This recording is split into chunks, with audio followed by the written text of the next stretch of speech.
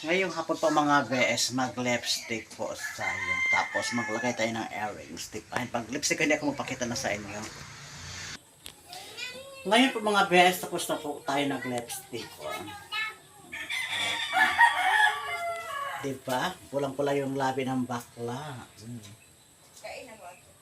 Tapos nito mga VS, magkuha na tayo ng ID. Ngayon po S, nagkuha na tayo ng BIRID mga kabe at naka-lipstick na tayo at naka-earrings na tayo, di ba? Tapos yung aking mga apo, dali Lin, sabay Lin, dali Lin. Dali, sabay lolo, dali. Bago tayo alas mga be, sabay natin yung ating apo. Hi! Hi! Sabi mo hi. Hi, sabi mo hi.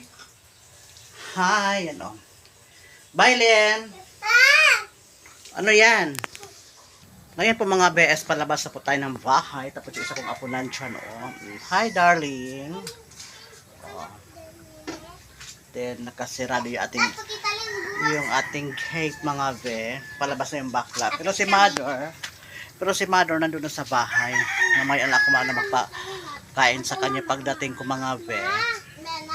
Oh, napakaganda ng araw ngayon sa aming probinsya na mainit na po ngayong hapon. Ngayong hapon po magpunta na po tayo sa Cebuana para mag-save ng pera. Ha? Tapos yung aso ko nandyan sa kalsada. Labas, pasok. Pasok. Palabas na tayo mga bes sa sa Kanso. Kasi going to Cebuana na po tayo. Yan, palabas na ako mga bes sa kanto.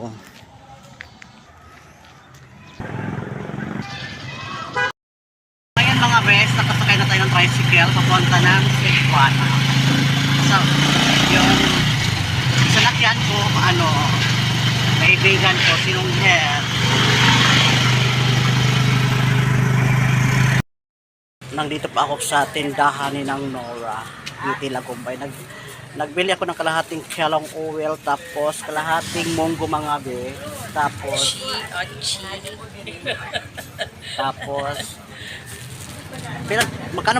magkano kila ng kamote-mote? 40. Isang kilo, pakibigay na isang kilo. Ngayon po magbili naman po tayo dito kay menu ka ng biscuit ni mother, dalawang bagat pa sa ating kama.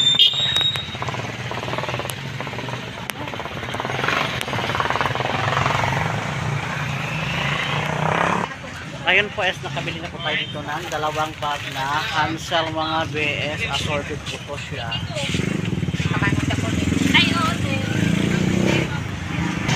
Ngayon po nakasakay na po tayo ng tricycle patungo ng bahay.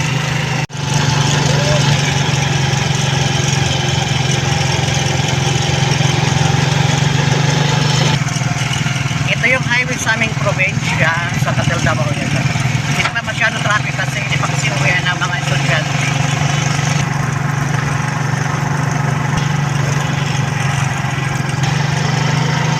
Alam ni Mother matambaka, oh. Pagkatapos niyan mag fried rice naman po tayo. Fried rice. Ito na yung ating fried rice, oh. Brown, saka brown.